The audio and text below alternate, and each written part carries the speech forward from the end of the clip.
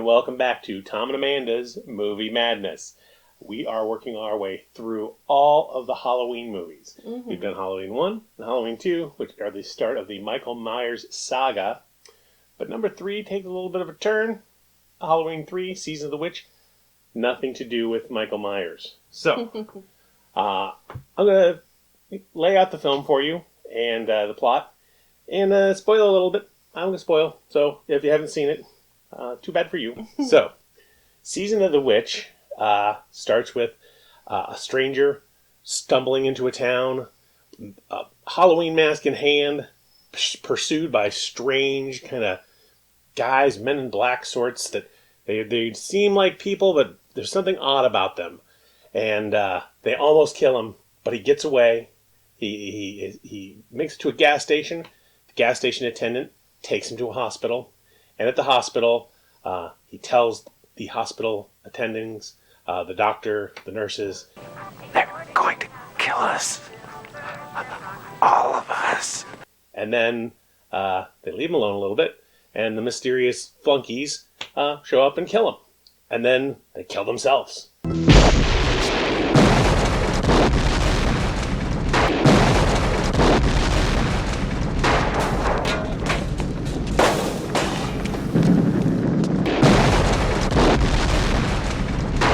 Leading to the mystery where what's happening here. After that, the dead man's daughter shows up. Is this my father? Ma'am, I wouldn't. Let's get it over with.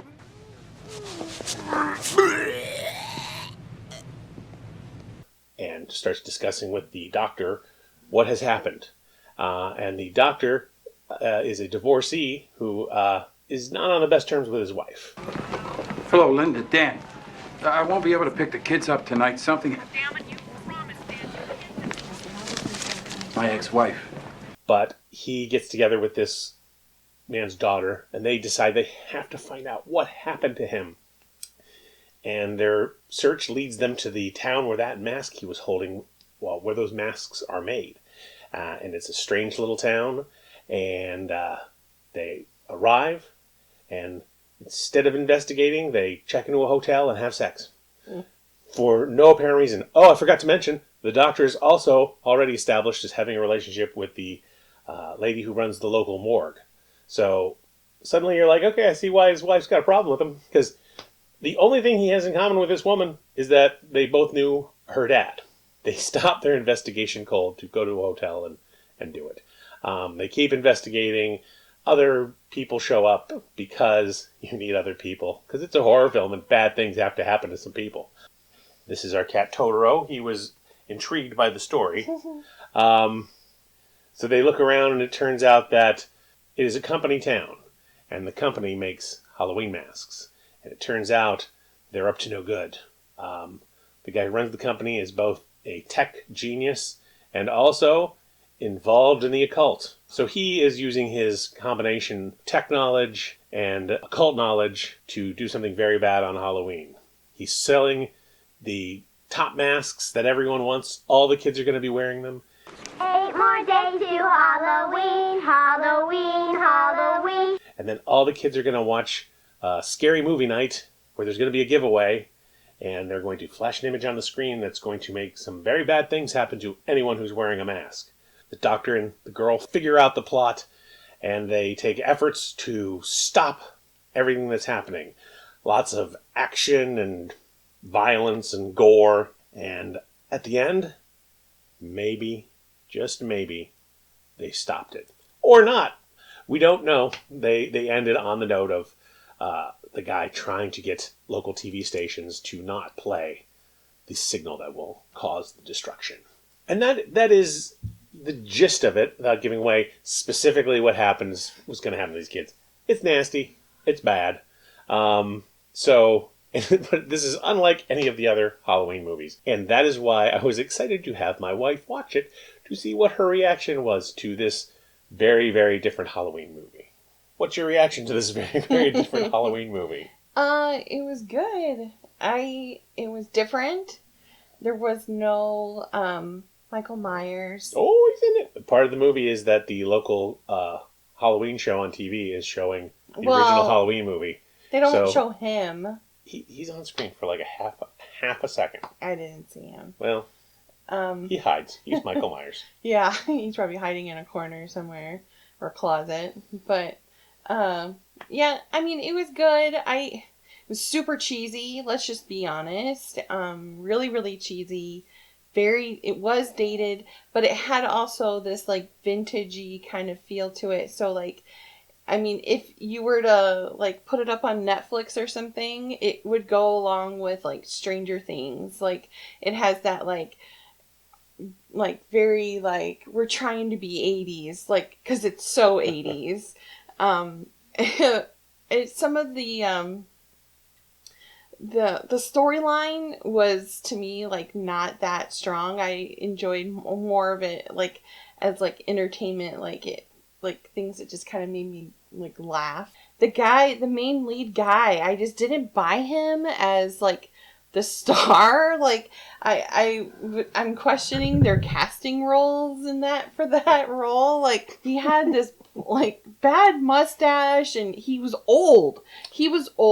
It would have been like perfect role for like a Channing Tatum or like a younger actor today, like even like Harry Styles or something like that. Like today, that would have been more of a appropriate like age, younger like kind of guy. But this was like this old man who was like, you would get introduced to him, and the girl, like main girl, comes like into a bar, and he's like friends with her dad, and then like the next thing you know, they're making out in a hotel room. Not even friends with her dad. He met him on his deathbed. Yeah, it was weird.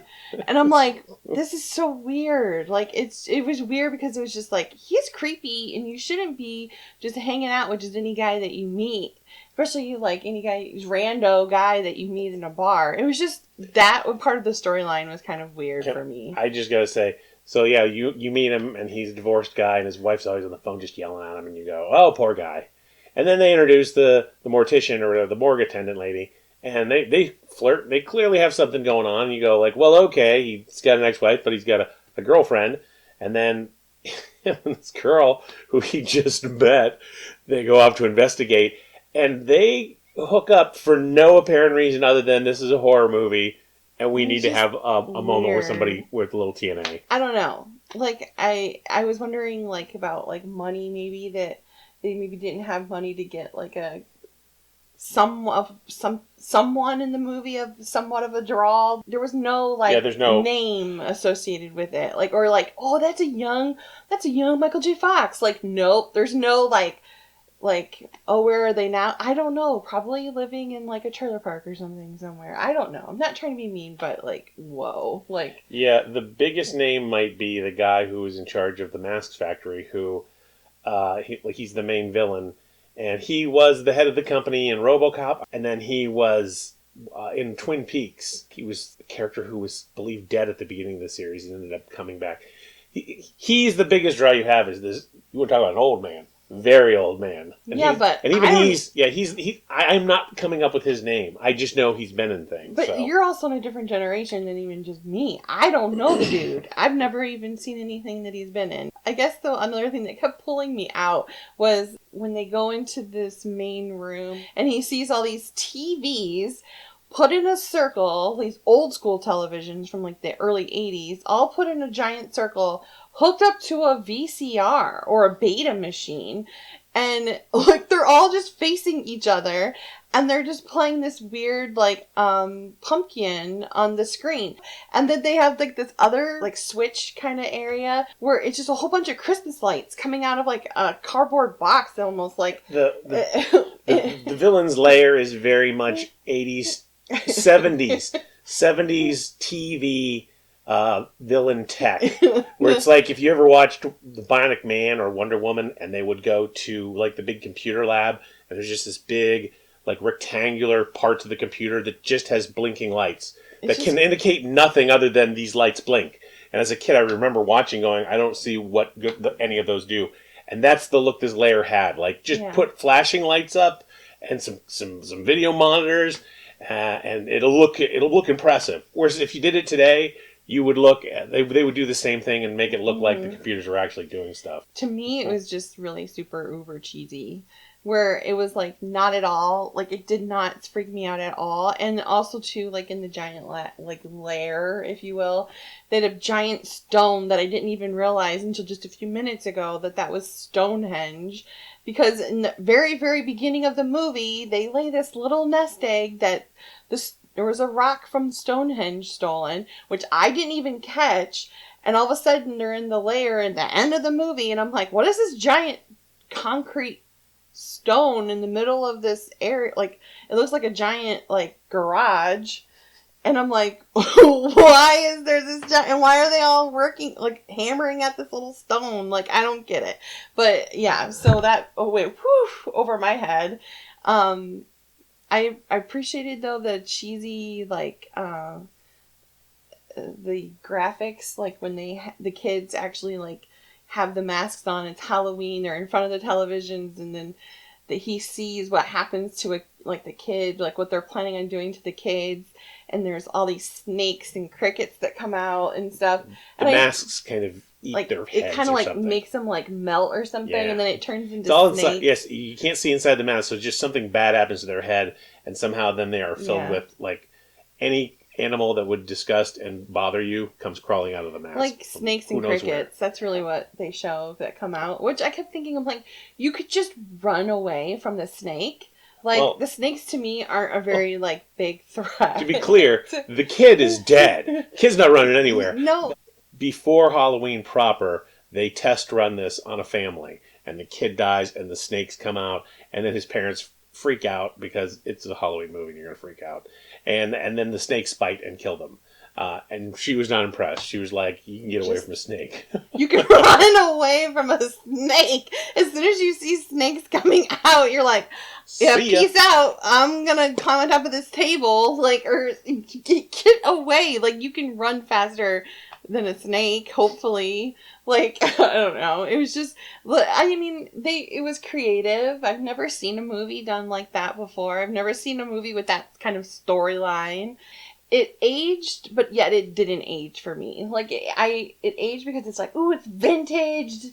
Like, because that's the whole thing now, is like going like 80s is cool and everyone's dressing like the 80s again and watching the old TV shows. So that's kind of, it's fun to revisit that era. But do I think this is fine movie, like, entertainment? Like, I would watch it for the like, ha ha ha, you have to see this. It's so cheesy. You have to see it. If someone didn't see it, it's not like, oh, this is part of the Halloween, like, series, and this is a major part of, like, the whole arc of Michael Myers. You need to see this movie. But I didn't know that there is one scene that does connect a person from the Halloween movie, where the main lead guy, he goes to try to make a phone call in the reception area because his phone in the room isn't working. Operator, this is an emergency. I want to... Sorry, we cannot complete your call as dialed. Please hang up and... And the operator on the other end, Tom, goes, do you know who that is? And I was like, no. He's like, Jamie Lee Curtis. And I did, and when it played again, when he called again, and it did it the second time, then I was like, oh my god, it's totally Jamie Lee Curtis. She's the operator telling you to hang up. Which I thought was really, I was like, yes, like, you're at least, like, pulling from the first two. My take on this film is, I've seen on the internet, people will take, like, say, what if Game of Thrones was made in the 80s? And they will take scenes from Game of Thrones and they make it look like crappy, more video looking, with music that sounds like it's electronic music. And they throw in dragons of an 80s level of dragons. And it looks bad and cheesy. And you realize, boy, if they made that then, it would have been bad. This movie is that. Because... I think if it was made today, it would work a lot better. It's got a weird, interesting plot. It's got a lot of the things you want in a horror movie to make work. But it's a story where you want it to be played, I think, if you want it to really work, you got to play it kind of legit. Like you're making an episode of The X-Files or something. And this movie is not. It's played at that 70s, 80s horror cheese level of production. And they don't mix well. Like, again, the lead guy who he's kind of skeevy because, you know, he's got a girlfriend and then he's sleeping with this lady. But if you did it today, you could just make him where he's kind of a jerk, and that's part of it. He's charming. That this jerk ends up having to be the one that tries to save all the kids in the world. But you don't get that. It seems more random that he's just like sleazy. And the whole idea, I remember when I first saw this, I thought it was so ridiculous that they combined like tech and magic. And now I think you've got shows that do that. You've got shows where like the villain will kind of do that kind of thing. But there's so many elements, like the guy showing up at the beginning, you know, they're going to kill us. That's a great moment. But they ruin it because if you did it today, he would show up, say they're going to kill us, and then he's dead. But if you made it today, you could play all of the really dark things that are baked into the plot. But because it's the 80s and you want an R rating, you don't offend people, they kind of have to hedge everything. So, like, the end is supposed to be this kind of apocalyptic, you know, killing all these kids. We kind of can't show that. So you're building up to it, but you can't get there, and you have to take your time getting there because that's going to be the end. So in this one, the guy shows up saying they're going to kill us all, and then they take him to the hospital, and he does it again. They're going to kill us all, and then they kill him. If it was today, he would show up, say they're going to kill us all, and he would be dead immediately. But instead, they're trying to stretch it. They're trying to like make hay out of every moment they can, and they have to bend over backwards to explain things. So like the guy and the daughter, the dead man's daughter, get to the town, and they go right to the factory, and they have to have them have a moment where they go, "Should we go into the factory?" I'm not ready for this. We need a plan. Okay, how about this? Suppose there's a couple of buyers, maybe rent a couple of rooms in that motel. That way, at least we'd have some place to talk without the whole town watching us. Good point. They literally stopped to do that. And then they go to the hotel. Should we investigate tonight? I was right. We'll go directly to the factory. We'll find Whoa, out hold on. exactly Slow down. It's getting late. I could use a drink. It is getting kind of late. I think I would rather drink. Maybe we should have the sex now. And you're like, what's happening? Aren't you investigating a very scary death? And now it seems like that's on the trip. You know, it's on our triptych, but we have other things we need to get to first. But again, scary town. They kind of half-ass it. Whereas I've seen a lot of movies where, you know, the scary town where outsiders are not welcome. You can do that and really nail it and make it scary. They don't really do that here. And then again, the idea that somebody is going to send out mass market a product that will then harm everyone who has it. And it's all of it's tied into Halloween, masks, and the trigger is a televised horror show. And then that the guy is trying to stop that show from airing. Well, if you did it today, he'd be screwed. Like, it seems ridiculous in the movie that he's trying to stop 3 local stations from showing this thing. When it's like supposed to be a national or international kind of a deal. But today, with the internet, like, he would fail. But I think if you played it real and legit, like they really believed this was going to happen, and this was a real threat to the kids, and then the hero was crappy, but he was our only hope, that's all great stuff. And if you got to the end, again, the end of the film is him hoping he stopped it, and we fade to credits and we don't know. Apparently the original plan was to fade to credits on the screams of children, which is pretty freaking dark. And I think today, you might do that. They might actually have the plot come to its horrible conclusion. But as it is, they can't. And I don't think they would be stretching every moment out just to get, just to fill 90 minutes. I think they would fill it with a lot of really weird stuff. Oh, that's the other thing. Like I said, it's like an X-File episode. You have all of these flunkies who seem human, but there's something odd about them. That's right out of the X-Files. And they're kind of okay, but you just watch going like, I've seen this plot point done much better in newer things.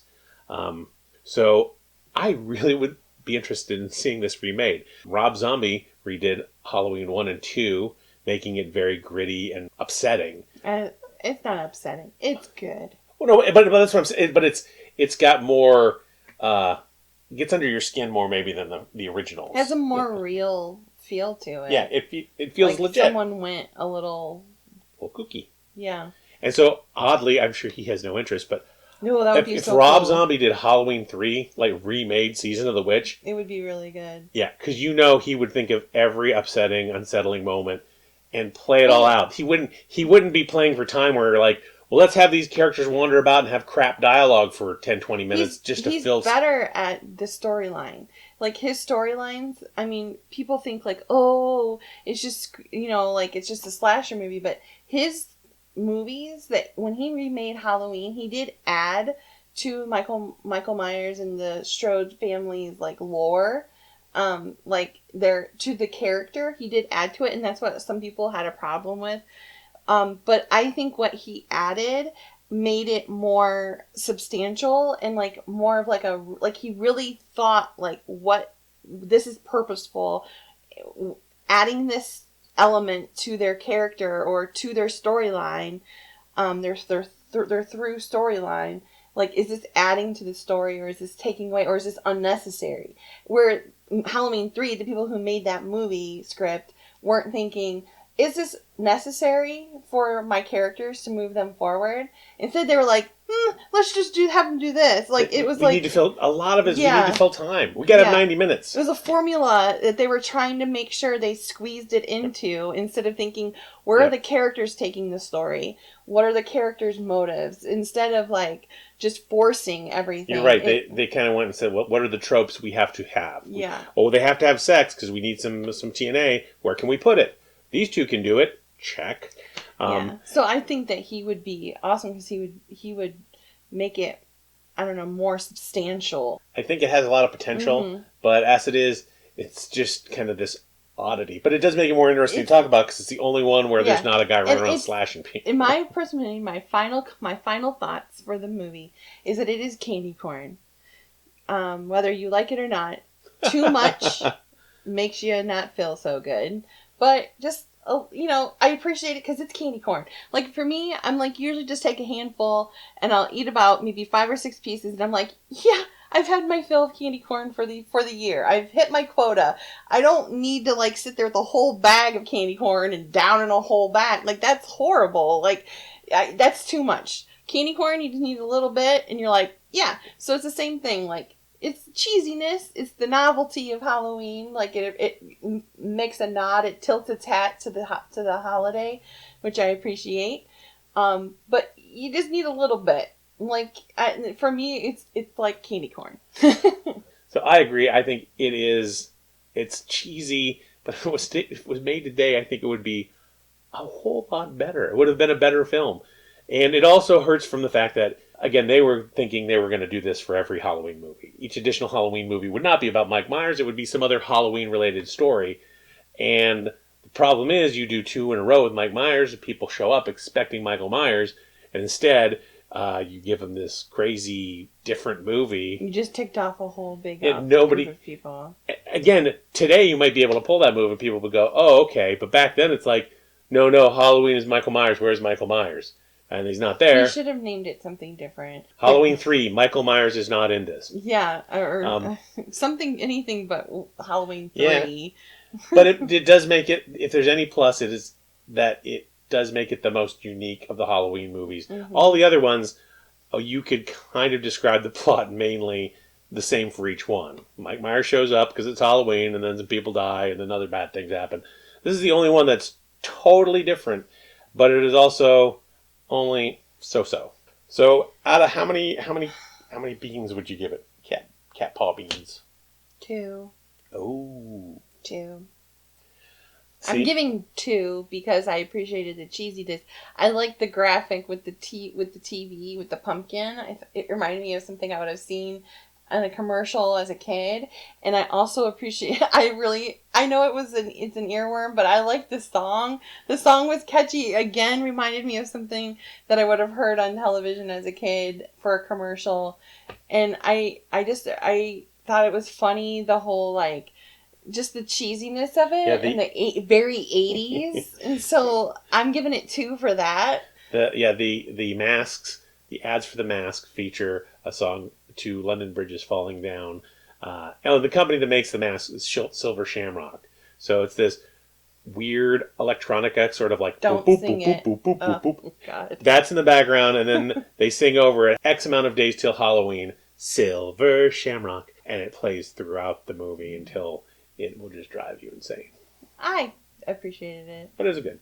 So she gave it 2. The first 2 she ranked higher than I did. Mm-hmm. This one I'm going to rank a little higher. I'll give it 3 stars just because it's different. I'm not saying it's good, but I think they... Make your beans mean something. I'm just joking. Oh, make my beans mean something. I'm just joking. Totoro, come here. I need to borrow your beans. Trying to get our cat over here. He's having no part of this. Nope.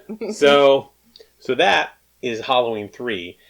Next, we're going to pick up with Halloween 4, which after a few years, they came back and realized, well, if we're going to do this, we need Mike Myers. And so this next one is the return of Mike Myers. And it's kind of another trilogy. 4, 5, and 6 kind of form another story arc. And we will talk about that next time. All right. Thank you for joining us for our dive into Halloween. Please, if you have any comments, write them below. Click to subscribe. And art by Michelle Nabours. Her contact information is also on this video and down below. And so go give her a visit and buy some of her art. Give her some money. Yeah. Because she did this for us, and we appreciate it. That is it for me. You got anything else to say? That is it. All right. So stay safe. Don't wear Silver Shamrock masks because you'll die. Yeah. That's the takeaway from this. You will die. See you later.